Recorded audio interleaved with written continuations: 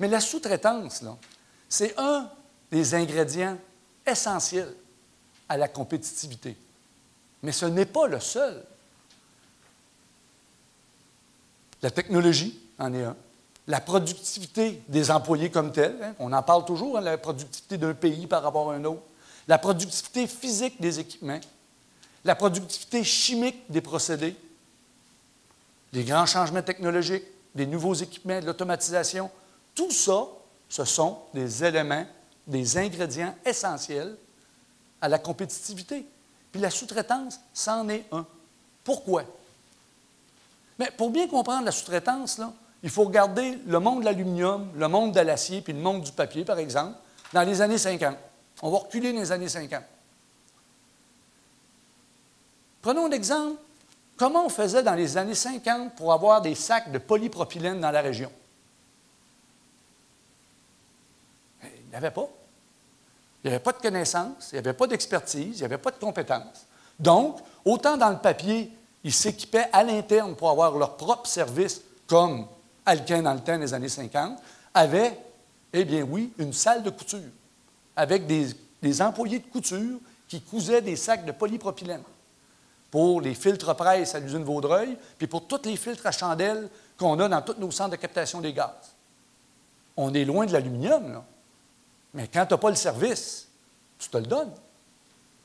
Mais par la suite, qu'est-ce qui est arrivé? Présentement, il y en a 3 sous-traitants qui font du polyéthylène, de la polypropylène, des toiles de polypropylène dans la région. Ils sont en service de couture, ils ont automatisé ces opérations-là. Pensez-vous que c'est dans le monde de l'aluminium qu'on va automatiser des machines à coudre? Donc, aujourd'hui, le service, l'expertise, la compétence, je vais la chercher dans le milieu, elle est ici. Puis ces compagnies-là se sont développées, ont créé des emplois, beaucoup plus que moi. Pensez-vous que j'aurais créé des emplois à développer un centre de couture à Jonquière? Non. Donc, eux, présentement, il y a 3 compagnies, ils vendent des toiles même à mes compétiteurs, puis ils embauchent des employés. C'est ça le développement économique régional. Pendant ce temps-là, c'est quoi qu'on a fait, nous? Puis je prends seulement un exemple. Il y en a 100 business dans la région, des petites et moyennes entreprises, qui offrent des services et des compétences, autant le réfractaire, les équipements de traitement de l'aluminium puis de mesure de métal. Vous le savez tous. Ils ont développé, puis c'est de eux maintenant qu'on prend cette expertise-là, puis ils le vendent à mes compétiteurs, puis ils le vendent partout. Puis c'est correct. Nous, dans ce temps-là, on a développé quoi? L'usine de traitement de la Brasque. Peut-être que ça rentre plus de... Est-ce qu'on peut trouver demain matin un service de traitement de la Brasque, un procédé innovateur qui est capable de rencontrer ce qu'on veut avoir comme projet environnemental pour Saguenay-Lac-Saint-Jean et notre business? Non. Donc, on l'a développé. AP60, peut-être, c'est peut-être plus dans nos cordes. Mais c'est ça qu'il faut recadrer. Puis, il va y en avoir d'autres opérations et services qui vont se développer, puis qu'éventuellement, on va faire face à ce que les autres font, puis ils vont le prendre de l'extérieur, puis nous, on va migrer. Mais on va aussi développer d'autres choses. Le plus bel exemple de tous ces modèles-là, je veux dire, on l'a dans le cours chez nous, là. C'est Vaudreuil. On est la seule usine d'aluminium au monde qui importe encore 2 bateaux de bauxite pour un bateau d'alumine. Pourquoi? Bien, la sous-traitance est un des ingrédients essentiels de ça. Il y en a d'autres. Hein? Des changements technologiques importants. Ils ont changé la technologie d'une manière. On empile encore de la boue sur un site, dans le site de disposition des résidus de bauxite, où on disait que c'était terminé. J'étais embauché en 83, on était supposé de fermer Vaudreuil. Puis moi-même, j'ai annoncé l'extension de la vie de Vaudreuil, puis c'est pas terminé. Je veux dire, mais est-ce qu'on veut faire le modèle Vaudreuil partout? Bien non.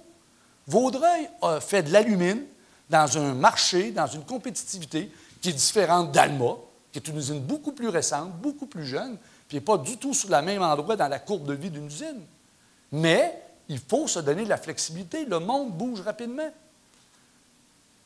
Les Arabes n'étaient pas là avant au Moyen-Orient d'aluminium. Ils sont là. Est-ce qu'il ne faut pas avoir peur des Arabes? Non.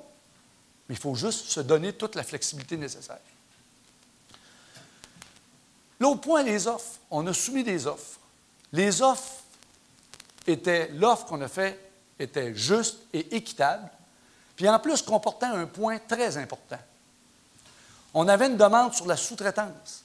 On a proposé dans l'offre